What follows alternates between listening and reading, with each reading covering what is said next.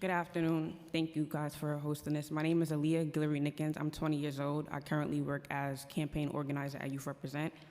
I wasn't going to mention this at first, but I noticed it while I was waiting, and I want to address it. The gap I think I see between communities and advocates and then the city's officials. So like the DOC, they went first, they spoke, they answered questions, and now the public is testifying and they're not here to hear our testimonies when they're supposed to be wanting public safety. We all want the same thing, which is public safety, but they aren't here to hear what we have to say. There's families sitting in a crowd, friends and family, loved ones sitting in a crowd, and I don't know where the moral compass that was mentioned went when it comes to hearing our testimonies and what we have to say about people where we love being in Rikers.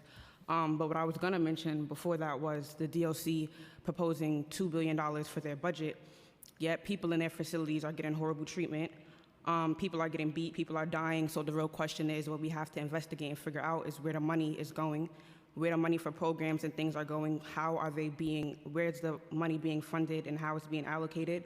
Right now, there's almost 6,000 people on Rikers right now. 1,000 of them are under 25, and we can see that New York City has a problem with locking up mostly Black and brown people, which impacts communities negatively. We see that all the time, but we're still complaining about public safety, and we're continuing to lock up Black and brown people.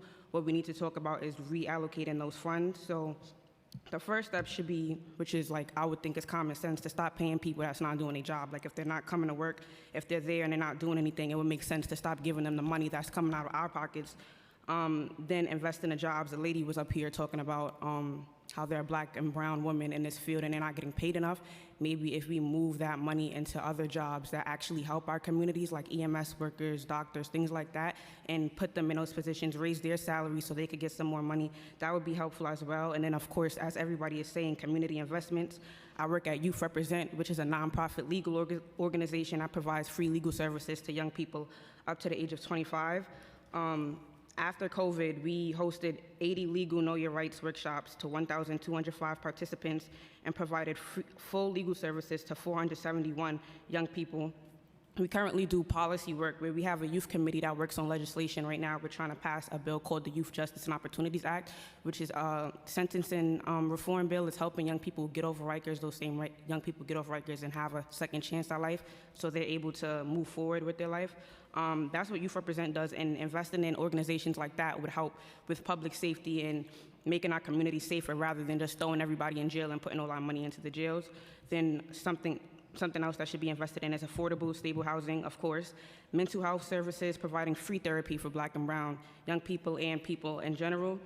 We shouldn't have to pay for therapy. If people are suffering from mental health, they shouldn't have to pay for things like that. Being sure that the facilities that serve these people who are suffering, making sure that those facilities are thriving and people are getting the right care in those facilities, we're putting money in them. The education in a public school system, of course, and affordable and comprehensive health care. I think all of these things are common sense things, but we have to sit here and talk about it. I don't think that we should have to. I think that we shouldn't put all of this money into the DOC and put it into the things that the people of the community been talking about and we continue to talk about. Thank you.